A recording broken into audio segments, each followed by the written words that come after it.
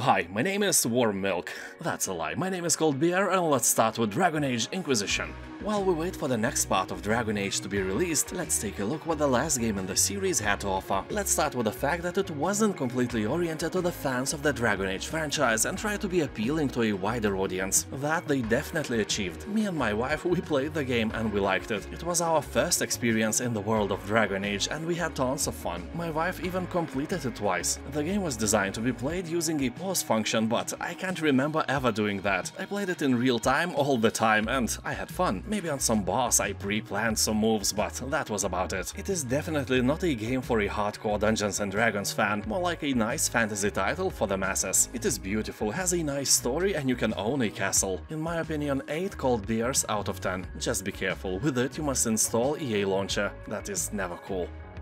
Subnautica and Subnautica Below Zero. Although I am a fan of Jacques-Yves Cousteau, Subnautica always looked more like a Little Mermaid to me. You know, a very colorful world filled with shiny bright corals and fishes seemed like a game for kids and not for an old grumpy dude like me. But you know, as a YouTuber I have to try a lot of games, at least a little, so I could have a perspective, so I installed the game and I love it now. It's addictive and it's really hard to stop playing. You know, they should put a label on it or something warning people that before and after the playtime. In that time years could pass without a trace. When you finally finish playing, you go to the bathroom to take a biggie for the first time in like 20 years, and you are suddenly this guy. The place where you're supposed to have the toilet paper, you got this little shelf with 3 seashells on it.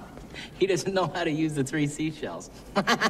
So yeah, that's what Subnautica can do to you. And Below Zero is Subnautica too, but you don't have to play the first part to understand everything. For example, I would start from the first part, but just because I could have more of it to play. But hey, it doesn't really matter. Rage. The first Rage game is very Fallout-ish and more loved by players than Rage 2. You know, like your siblings are more loved than you and your family. So Rage is an interesting look into life after the end of everything. And that end came along with an asteroid. Not a very ingenious plot, but I guess still better love story than a zombie apocalypse. You know, there are hundreds of more interesting ways to end the world than these cliché scenarios. For example, beer could become sentient and take over the world, or cats suddenly mutate into psychics and when they are hungry, and that's all the time, they make you dance until you drop dead. Dance, human, dance for me, meow meow. I don't know, the possibilities of world ending are actually endless. Why stick to like 7 most boring ones? So here you emerge into this vast wasteland to fight against bandit gangs, mutants and the Authority, an oppressive government regime that has a special interest in you in particular. Kingdom Come Deliverance Royal Edition. This version includes the base game and all the DLC, so if you never play the game, it's the best version you can get. And the Kingdom Come itself is basically a realistic Skyrim set in medieval Europe. It has a great story, interesting missions, and a really beautiful world set in an ancient part of nowadays Czech Republic. So grab your wooden sword and show everyone who's the real boss of Czechia is. Spoiler, not you probably, because at first you are very lame and puny. The harsh reality of level 1 villager that decided to become a warrior is not very pleasant. Imagine yourself being level 1 at anything, that is not nice. Level 1 penis doctor, imagine that. No, just no. But you will learn and armies will fall by your feet, sooner or later. Probably way later. Fallout New Vegas Ultimate PCR.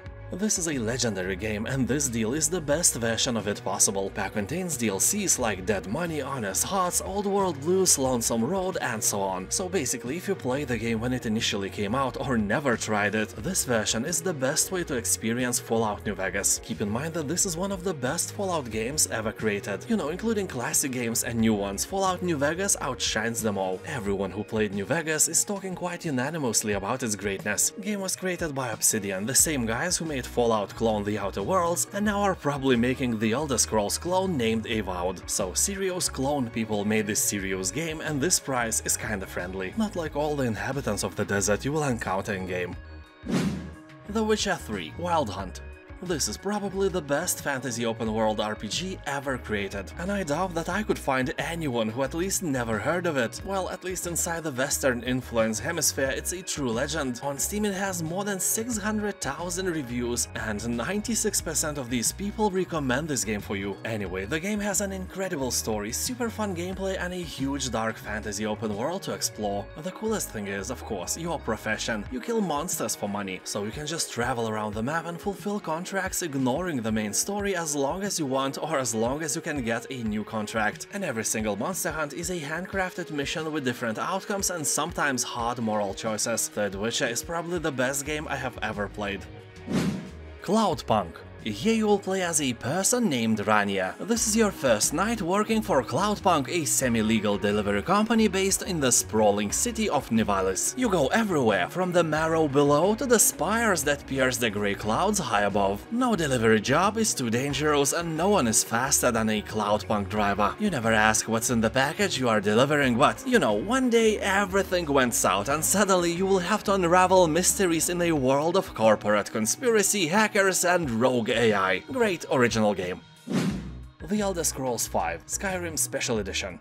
This version with upgraded graphics was released 7 years ago, and it still has about 25,000 players in-game simultaneously at all times. By player count on Steam it holds 46 plays among all the games. That shows how huge and popular this game is. There is no doubt that Skyrim is a masterpiece of open-world games, and in my opinion it was decrowned from the throne of the best game in the field only by the third Witcher. By now it is of course a bit outdated, but it still lets you dive into a huge fantasy world and explore incredible places. Skyrim is single player only. There is no bullshit of other players invading your game like in Elden Ring, no other gamers walking around like in Diablo 4 when you just try to accomplish single player campaign. Here you are alone, and everything is done for your personal pleasure. You can become a warrior, mage, assassin or drug addict. You know, it's up to you. Skyrim is like a great book where you are the main protagonist. Superhero to be fair, but the lore is super deep. Stories, especially for guild quests, are great, and if you never played it, just do it.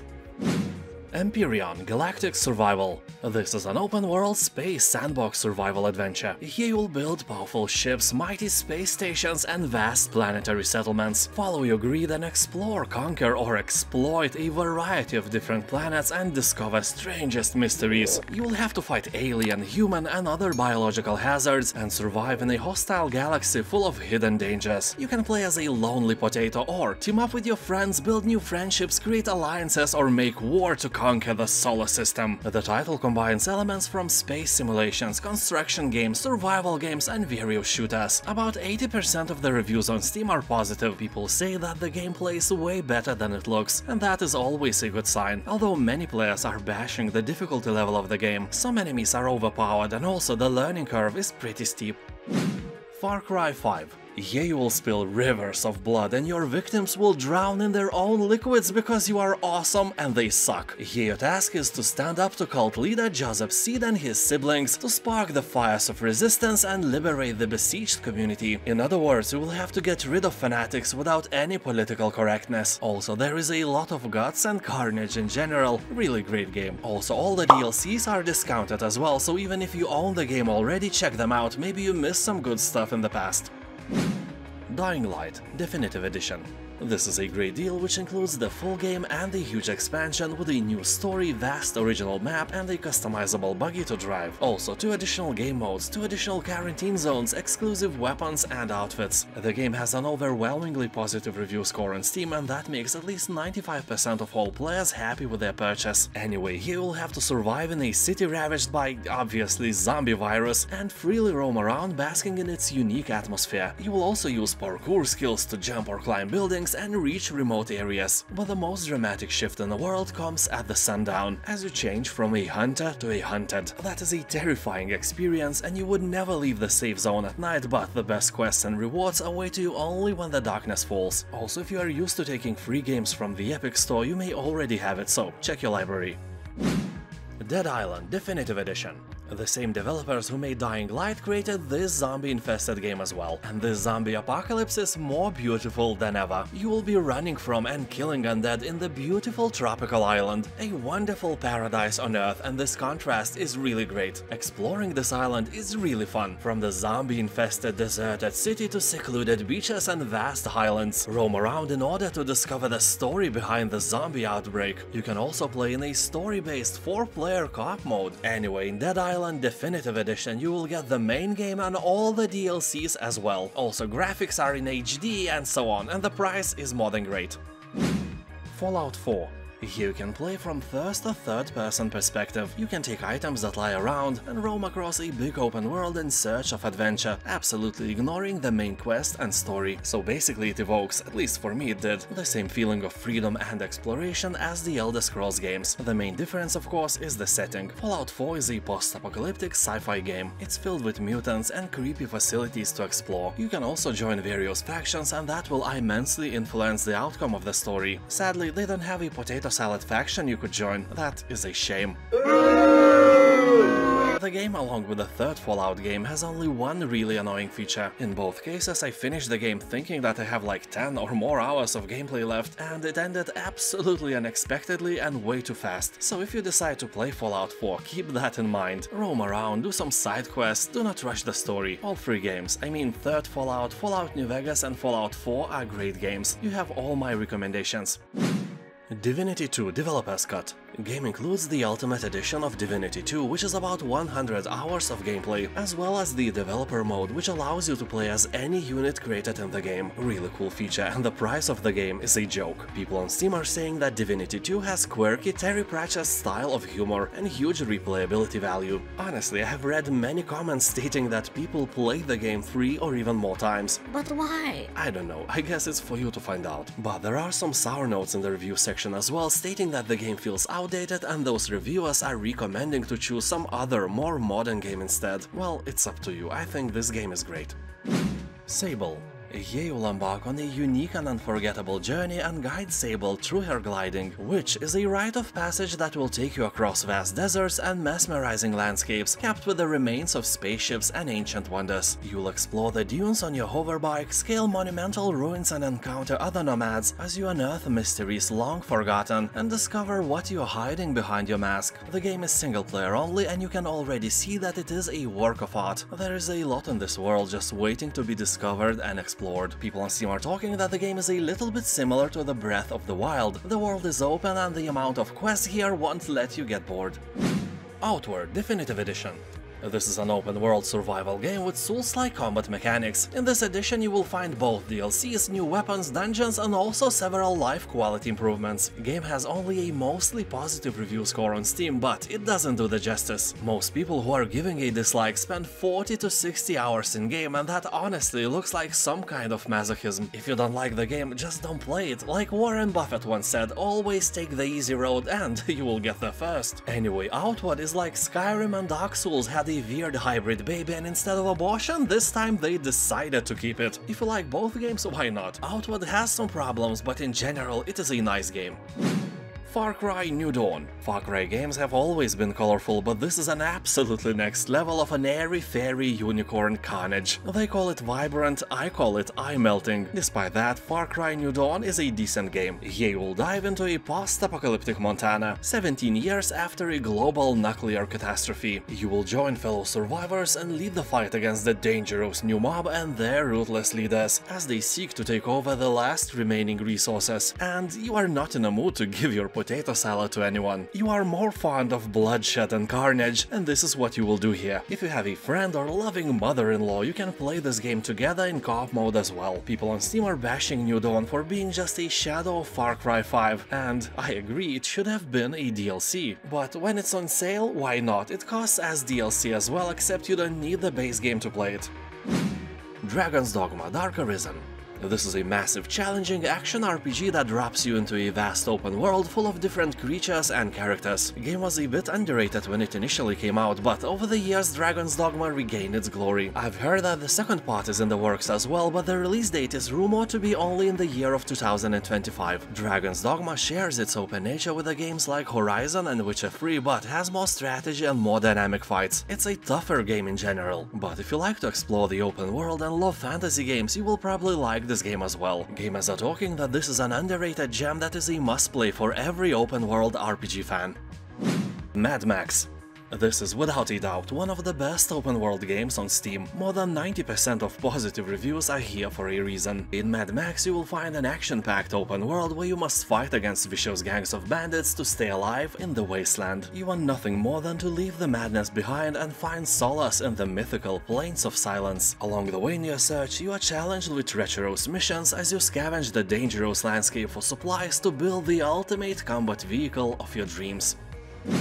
Starbound. This is basically a Terraria in space where you create your own story. There is no wrong way to play. You can go and save the universe from the forces that destroyed your home, uncovering greater galactic mysteries in the process. Or you may wish to ignore this heroic journey entirely in favor of colonizing uncharted planets, collecting rare creatures, or delve into dangerous dungeons and lay claim to otherworldly treasures. Discover ancient temples and modern cities, trees with eyes, mischievous penguins, and talking ding-dongs. Well, you'll be first to find those, but you never know. Universe is endless. Greedfall Gold Edition. Here you'll have a complete freedom in character progression. Play as a male or female, customize your appearance, and freely choose your abilities, spells, and skills. But do not expect miracles, this is not a highest level RPG, although it looks like one. Greedfall was created in 3 years and its budget was about $5 million. For a AAA open world game like this, it's the bare minimum for it to be decent, so treat it more like a very expensive indie game instead. Somewhat similar budget had the Kingdom Come Deliverance team, and Skyrim's budget was about 100 million. For it you can literally create 20 games like Greedfall, so keep that in mind before you start comparing Greedfall with the giants of the genre. It is a decent game and, as I've said many times, I would give it about 7 cold beers out of 10. A vampire. Guess, who are you going to be in this game? A doctor, and I am not even joking. Of course, you will be a vampire here as well. These are difficult times, no one can survive having only one profession. You are not that evil here, but you can choose to kill or rather devour good people and get stronger in the process. You will have to fight against vampire hunters, undead and other supernatural creatures with your own supernatural abilities. People on Steam really enjoy this game's atmosphere, music and voice acting as well. The only thing the game lacks is the freedom. Well, they provide you with many choices, but when you think about it, they don't really matter that much. Thank you for watching. There are plenty more Steam Summer Sale videos on my channel. Take a look, you will definitely find something for yourself. Let's be friends with benefits. Have a nice day and I'll see you next time. Bye!